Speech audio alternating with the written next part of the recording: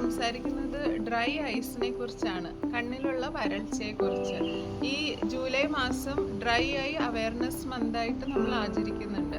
Dry ഐസിനെ കുറിച്ച് പറയുകയാണെങ്കിൽ കണ്ണുനീരിൻ്റെ ഉൽപാദനത്തിൻ്റെ കുറവ് കൊണ്ടും അതിൻ്റെ ലെയേഴ്സിൻ്റെ ഡിസ്ട്രിബ്യൂഷൻ്റെ കുറവ് കൊണ്ടും ഒപ്പം കൂടുതൽ ഇവാപ്പറേഷൻ കൊണ്ടും ബാഷ്പീകരണം കൊണ്ടും ആണ് കണ്ണിൽ ഈ ഡ്രൈ ഐസ് ഉണ്ടാവുന്നത്. അപ്പോൾ ഡ്രൈ ഐസിൽ പേഷ്യൻസിന് സിംറ്റംസ് ആയിട്ട് തോന്നാറുള്ളത് കണ്ണിൽ കരികരിപ്പ് തോന്നുക, കണ്ണിൽ മണൽ വാരിയിട്ട പോലെ തോന്നിക്കൊണ്ടിരിക്കുക, കണ്ണ് ചുമക്കുക, കണ്ണിൽ ചൊറിച്ചിൽ അനുഭവപ്പെടുക, അല്ലെങ്കിൽ കണ്ണിൽ ഒരു ക്ഷീണം പോലെ അല്ലെങ്കിൽ ഒരു ഭാരം പോലെ അങ്ങനെയൊക്കെ പറയാറുണ്ട്.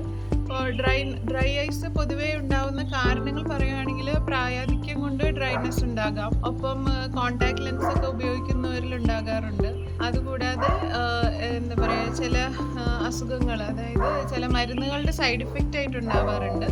ചില അസുഖങ്ങൾ, ഡയബറ്റീസ്, തൈറോയിഡ് പ്രോബ്ലംസ്, അങ്ങനെയുള്ളവർക്കും ഡ്രൈനെസ് ഉണ്ടാകാം. അപ്പോൾ പ്രത്യേകിച്ച് കാരണങ്ങളൊന്നും ഇല്ലാതെയും ഉണ്ടാകാറുണ്ട്. അപ്പോൾ ഇതിൻ്റെ ചികിത്സ എന്ന് പറയുന്നത് 95% കേസുകളിലും ലൂബ്രിക്കേറ്റിംഗ് ഐ ഡ്രോപ്സ് ആണ് അതിൻ്റെ ചികിത്സയായിട്ടുള്ളത്.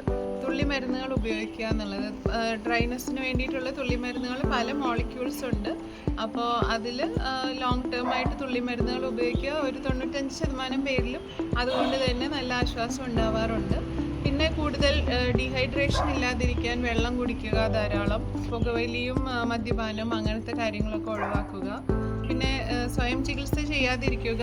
ഡ്രൈ ഐ കൊണ്ടുള്ള അസ്വസ്ഥതയാണെന്ന് ഉറപ്പുവരുത്താനായിട്ട് ഒരു ഓഫ്താൽമോളജിസ്റ്റിനെ കാണുക. സ്ലിറ്റ് ലാമ്പ് എക്സാമിനേഷന് ശേഷം കൃത്യമായ ഡയഗ്നോസിസിലൂടെ ചികിത്സ ചെയ്യുക.